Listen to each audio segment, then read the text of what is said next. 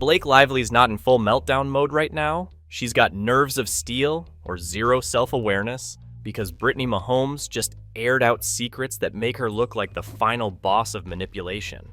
I mean, we tolerated the movie hijacking, the PR stunts, even the fake lawsuit. But sexually harassing Baldoni on set and then turning it around like he did something wrong? I genuinely feel sick just writing this. If you've got the stomach to keep listening, congratulations, you're braver than me. And you know what is the most interesting part here? Brittany herself said she was not interested in Blake's drama at all in the first place, and she meant it. For months, she kept her distance, polite, composed, smiling in group selfies, but never fully buying into the glamorous bubble that surrounded Blake Lively. Brittany wasn't new to high-profile circles. As the wife of famed NFL superstar Patrick Mahomes, she knew how to navigate celebrity environments without getting caught up in ego games. Behind closed doors, Taylor Swift and Brittany had grown close quickly. It started casually, matching game day outfits, lighthearted social media posts, and group dinners. But the real bond formed away from the public eye, in green rooms, hotel suites, and private jet cabins where the walls between fame and reality fell. Taylor trusted Brittany, and unlike others in her circle, Brittany didn't need anything from her. No PR boosts, no collabs, no favors. According to sources close to the group, it didn't take Brittany long to notice what others either missed or ignored.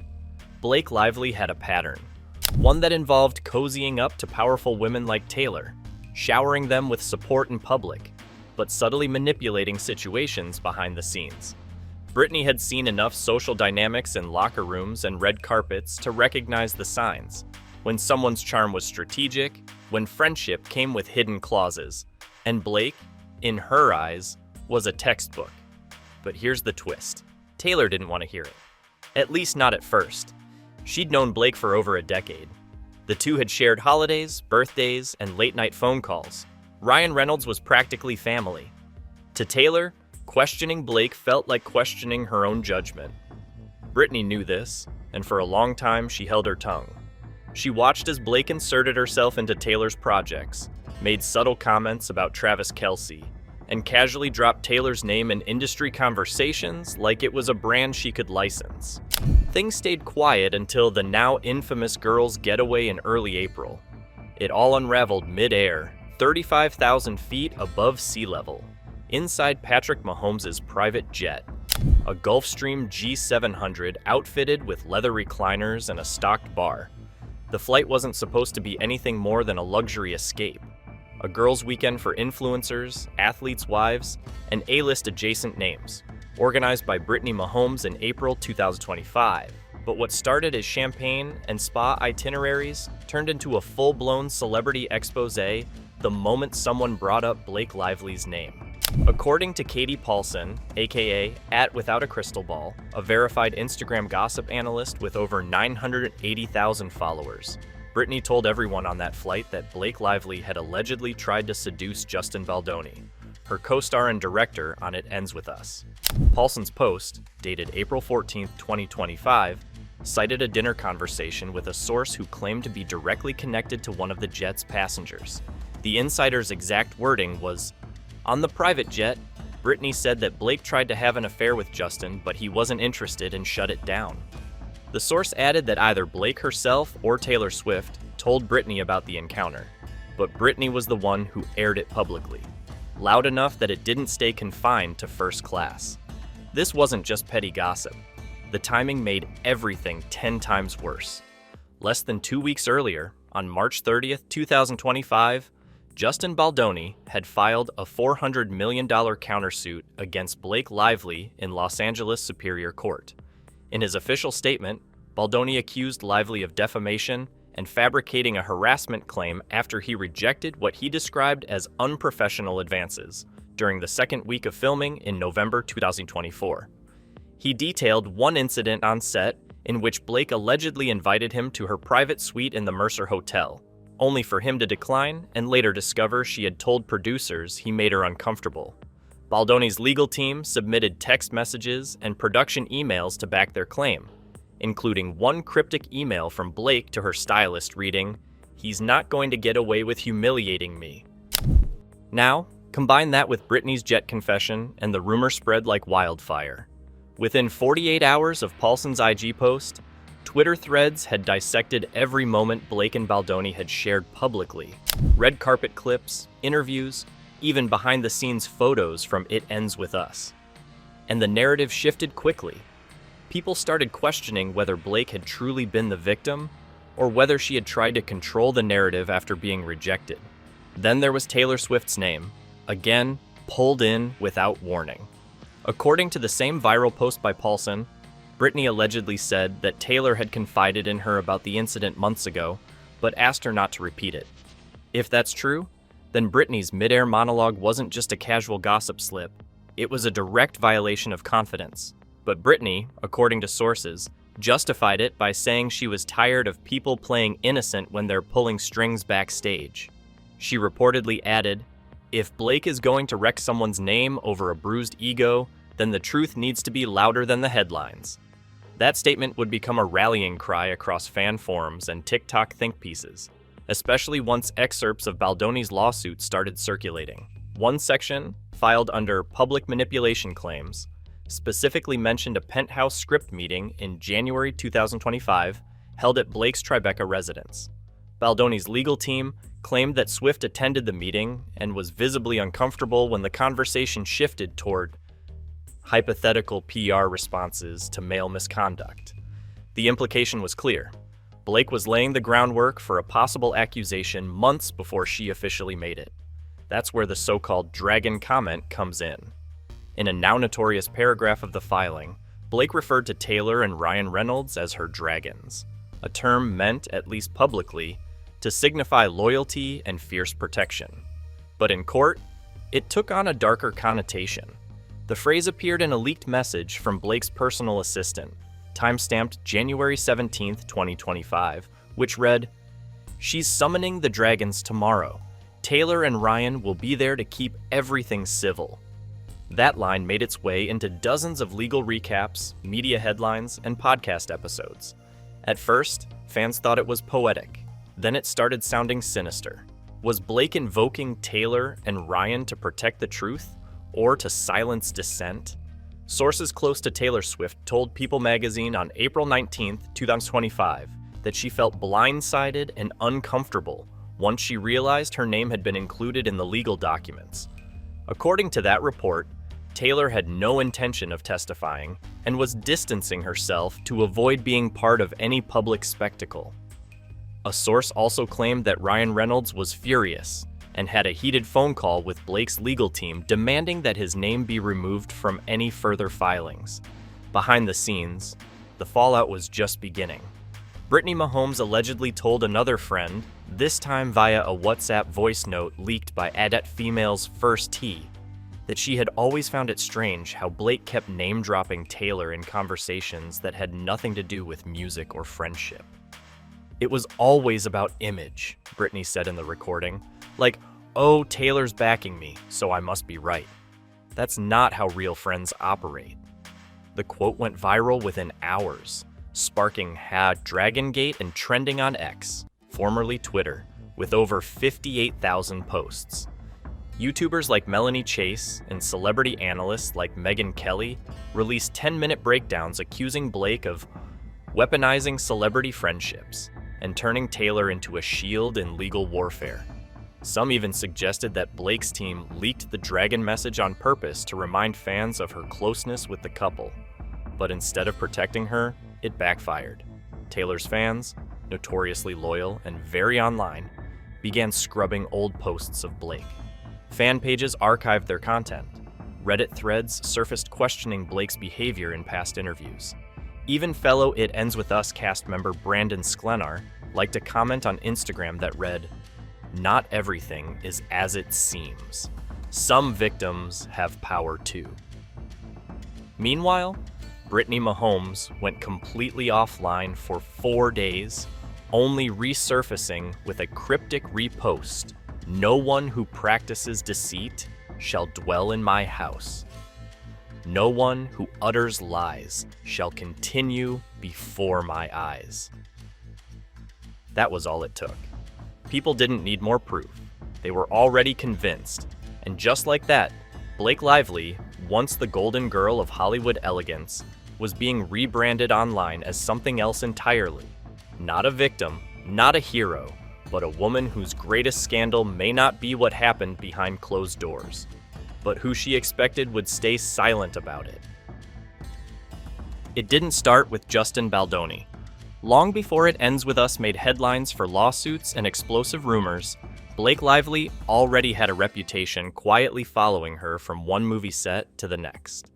A reputation not for scandal, but for something harder to pin down. A pattern. A pattern of charm that never quite crossed the line, but always hovered close enough to make people talk. Gossip YouTube channels like Melanie Unfiltered and Scandal Scope have been piecing it together for years, and now that Brittany Mahomes has allegedly added her voice to the whispers, everything is getting a second look. Let's start with The Town, 2010. Ben Affleck not only directed the film, but starred alongside Blake, who played a drug-addicted ex-girlfriend.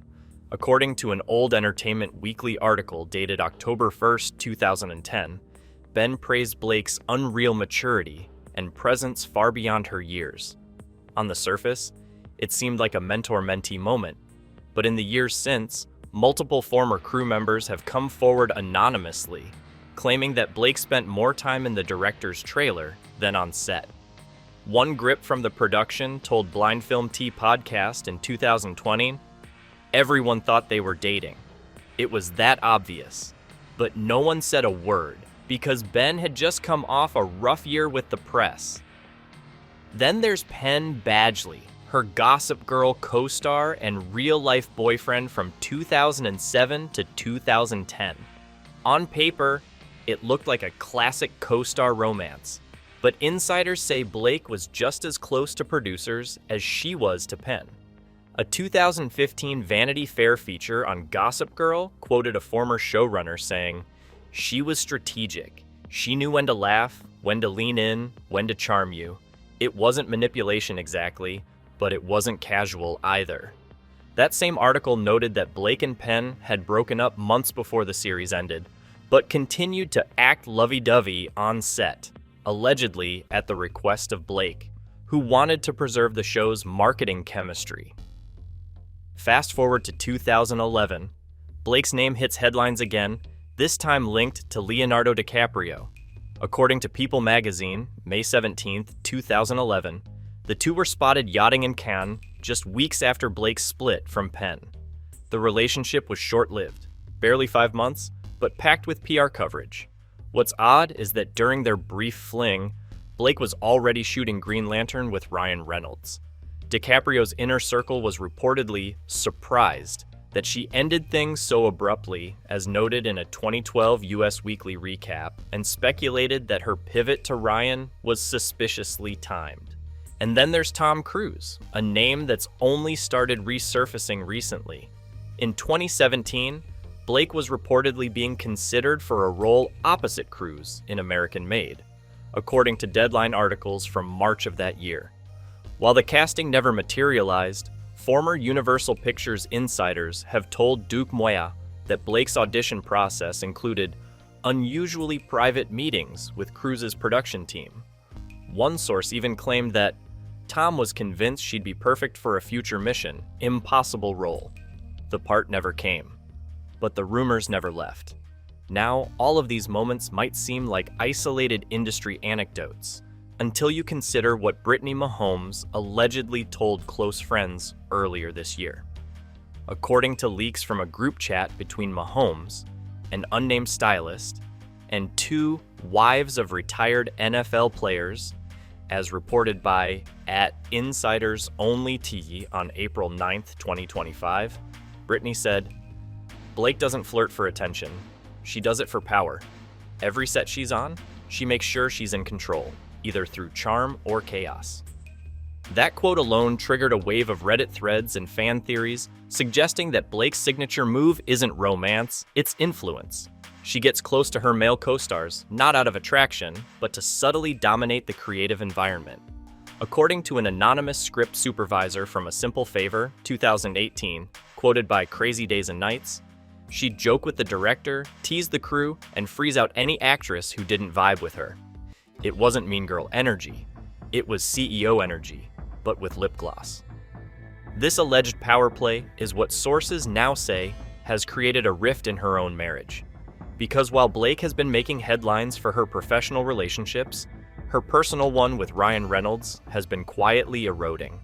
In a GQ UK interview from February 2025, Ryan was asked about Blake's upcoming film and responded with, "I'm sure it'll be interesting," before quickly changing the subject to his partnership with Hugh Jackman.